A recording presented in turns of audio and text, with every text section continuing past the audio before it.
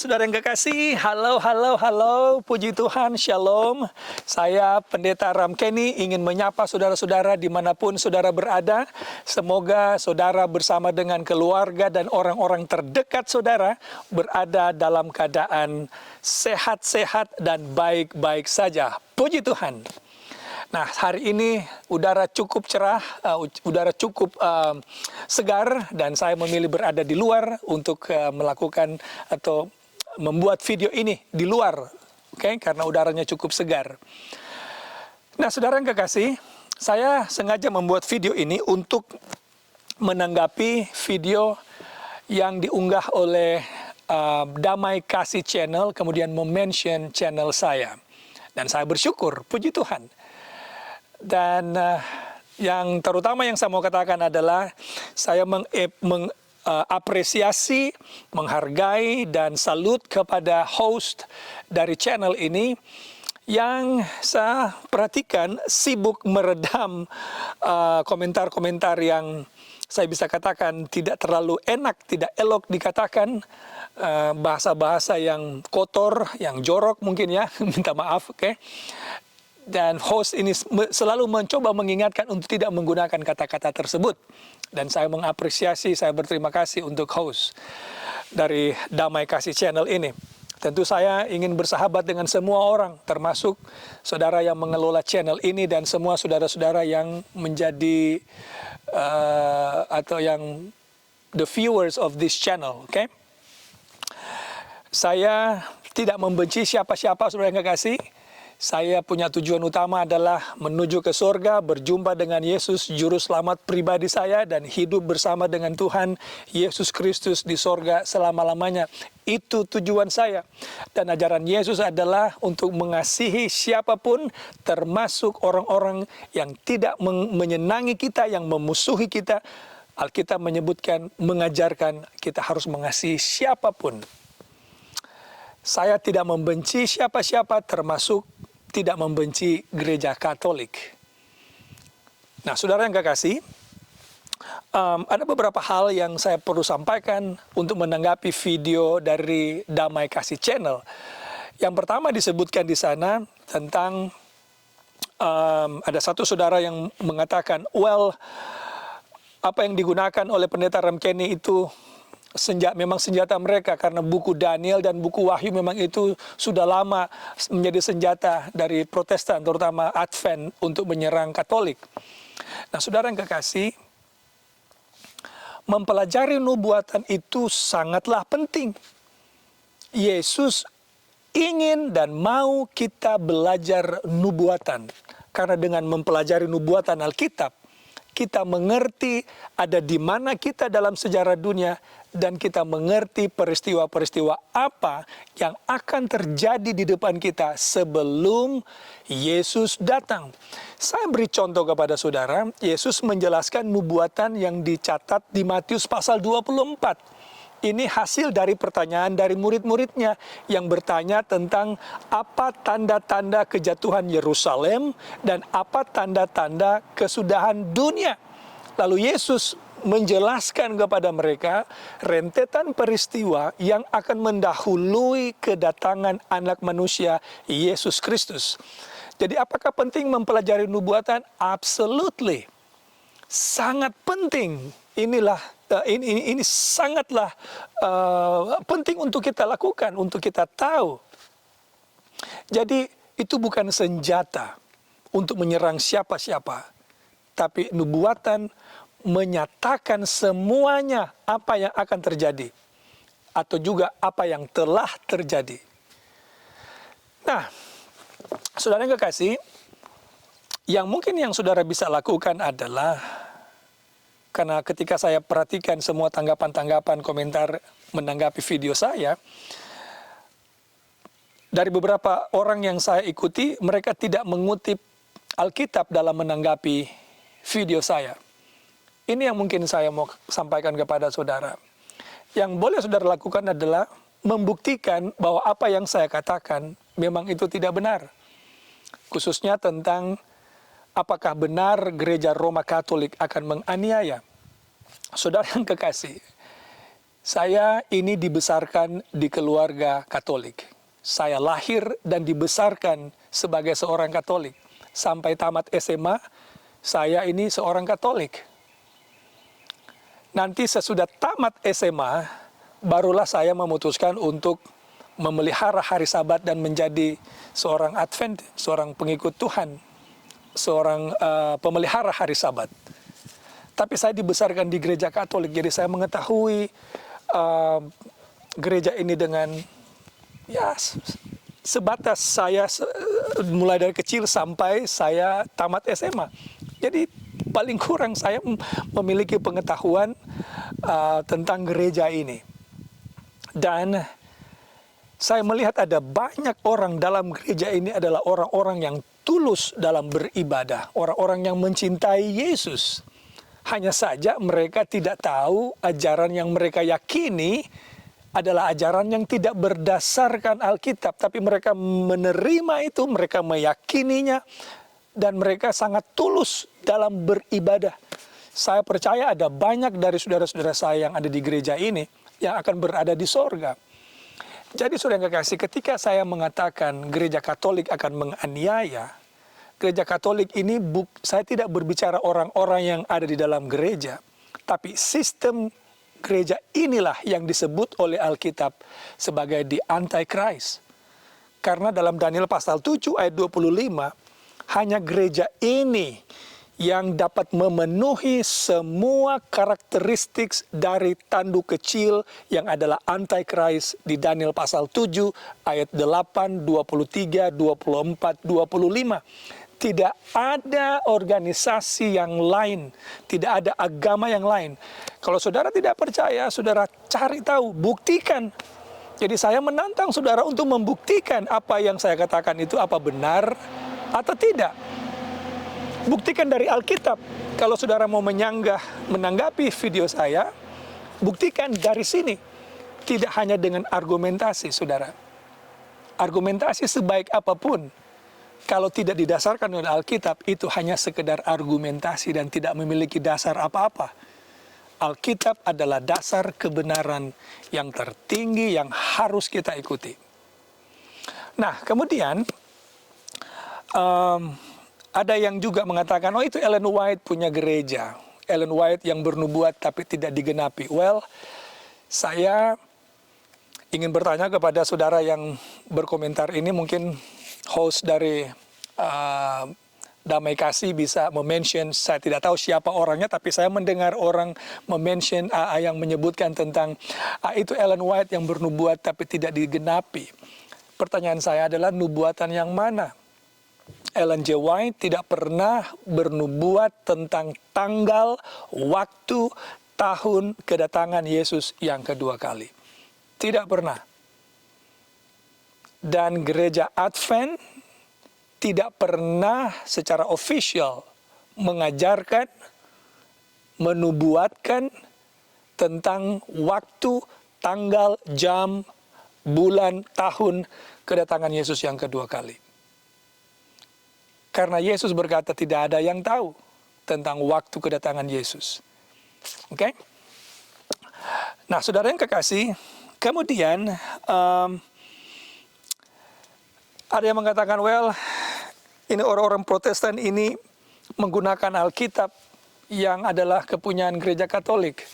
Saudara yang kekasih, saya pribadi tentunya mengapresiasi gereja yang telah mengkanon, melewati proses kanonisasi, kemudian apa yang kita miliki hari ini sebagai Alkitab.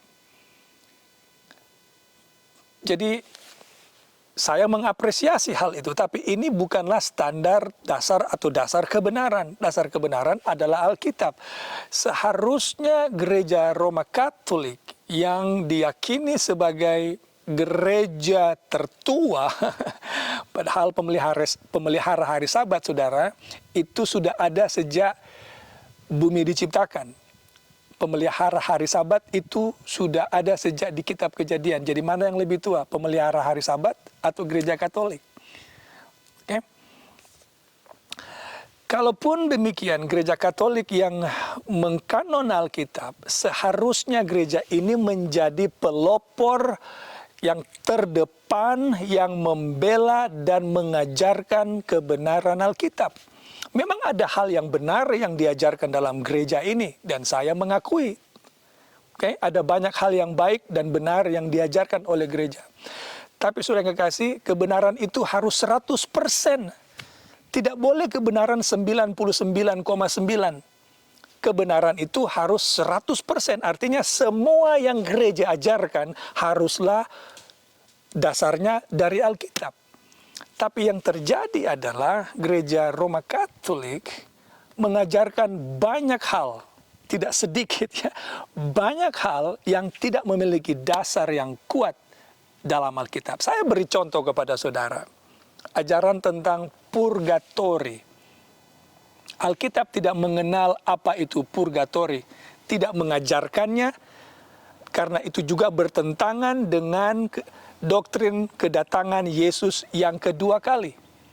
Saudara yang kekasih, ini yang akan terjadi bagi orang yang jahat di dunia ini, yang menolak ke Yesus, yang tidak menerima, menolak, atau dengan terang-terangan menolak Yesus dan menolak kebenaran Yesus. Mereka ini ketika mati, mereka akan ada dalam kubur. Kemudian bagi orang yang jahat yang masih hidup, kalau Tuhan datang, mereka juga akan mati. Oke? Nah, kemudian yang orang-orang yang setia, yang menerima Yesus, yang benar di mata Yesus, yang menghidupkan ajaran Yesus, meski mereka mati, mereka itu akan dibangkitkan ketika Tuhan Yesus datang kali yang kedua. Dan mereka ini akan dibawa ke sorga. Demikian juga dengan orang-orang yang benar, yang setia kepada Yesus, yang masih hidup sampai Yesus datang. Mereka juga bersama-sama dengan orang yang mati, yang benar, yang dibangkitkan. Mereka itu akan sama-sama menyongsong Yesus di angkasa. Itu yang kita temukan di 1 Tesalonika pasal 4. Jadi tidak ada ruang di sana untuk ajaran purgatori. Tapi itu diajarkan. Itu contoh, dan contoh lain tentunya adalah tentang ajaran tentang Bunda Maria. Saya mencintai Bunda Maria, do not get me wrong. Saya, jangan salah mengerti pendeta Ramkeni, saya tidak membenci Bunda Maria, saya mencintai Bunda Maria. Beliau adalah orang yang dipilih oleh Allah untuk melahirkan Yesus ke dunia ini. Tetapi catatan Alkitab tidak memberitahukan kepada kita bahwa Bunda Maria hari ini sudah berada di sorga dan menjadi pengantara kita. Saudara yang kekasih, pengantara kita bukan Bunda Maria. Pengantara kita adalah Yesus Kristus. Tapi gereja ini mengajarkan berdoa kepada Bunda Maria supaya Bunda Maria mendoakan kita yang masih hidup ataupun yang sudah mati supaya Yesus menerima. Ada di mana ajaran ini di Alkitab? Tentu tidak ada, dan saya menyatakan ini kepada saudara dengan kasih. Tolong saudara baca Alkitab. Sebelum saudara meyakini satu ajaran, buktikan dulu Alkitab itu mengatakannya atau tidak. Kemudian contoh yang lain, yang terakhir yang saya bisa kasih, ada banyak saudara, ada banyak. Oke. Karena di Wahyu pasal 17 yang berbicara tentang kekuatan yang sama, gereja ini mengajarkan banyak doktrin yang tidak berdasarkan Alkitab. Contoh yang ketiga, yang terakhir berhubungan dengan waktu, adalah ajaran tentang Bapa Suci, atau menyebut imam dengan sebutan Bapa. Saudara yang kekasih, mari saya bacakan ayatnya kepada saudara. Matius pasal 23 ayat 9. Matius 23 ayat 9 berbunyi begini. Dan janganlah kamu menyebut siapapun Bapa di bumi ini.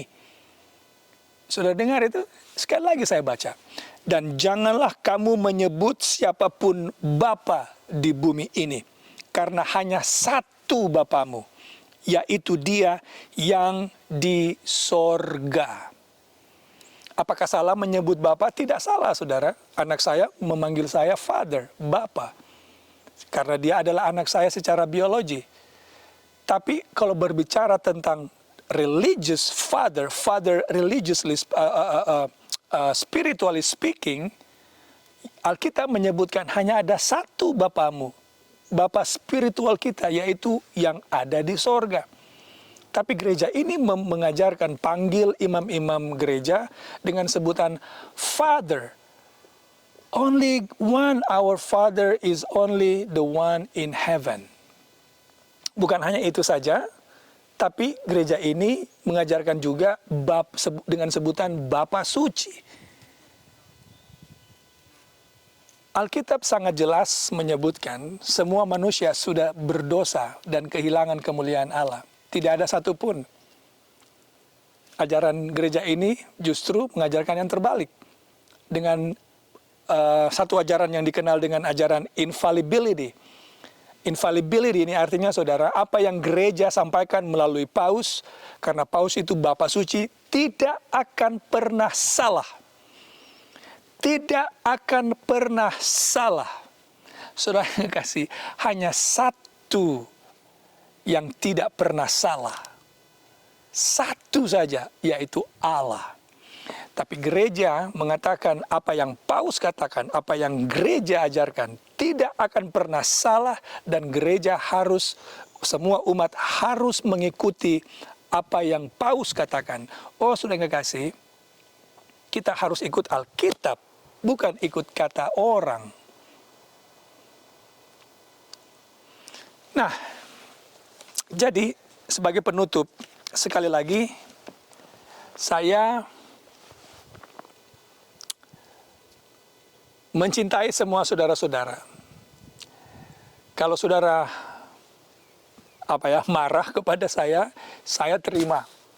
Tapi niat saya hanyalah membuka mata saudara supaya saudara meneliti Alkitab bagi keselamatan saudara sendiri. Kalau saudara menerima Yesus, gaji saya tidak naik. Saya lakukan ini bukan untuk cari uang. Saya memiliki pekerjaan yang baik. Gaji saya cukup untuk membiayai semua keperluan keluarga saya. Kalau saudara bertobat, saudara menerima Yesus, saya tidak dapat promosi. Gaji saya tidak naik. Jadi saya lakukan ini semata-mata hanyalah untuk membuka mata saudara, untuk melihat apa yang Alkitab katakan. Percayalah kepada Alkitab dan bukan kepada perkataan manusia, termasuk ajaran gereja. Itu juga termasuk ajaran gereja saya.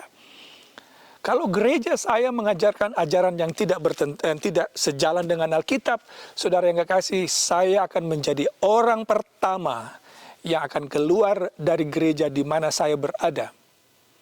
Keluar karena gereja mengajarkan hal yang salah.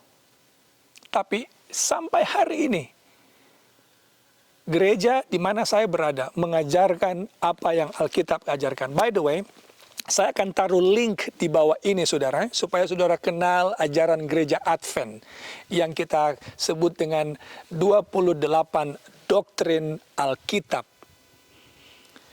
Saya akan taruh linknya di bawah. Yang mengerti bahasa Inggris, saya taruh link bahasa Inggris, tapi juga akan ada link bahasa Indonesia yang juga boleh saudara lihat. Oke? Shalom, semoga Tuhan memberkati saudara. Dan ingat, Yesus akan datang, ikuti apa yang Alkitab katakan, bukan manusia. Tuhan memberkati. Amin. Oke. Mungkin yang terakhir itu yang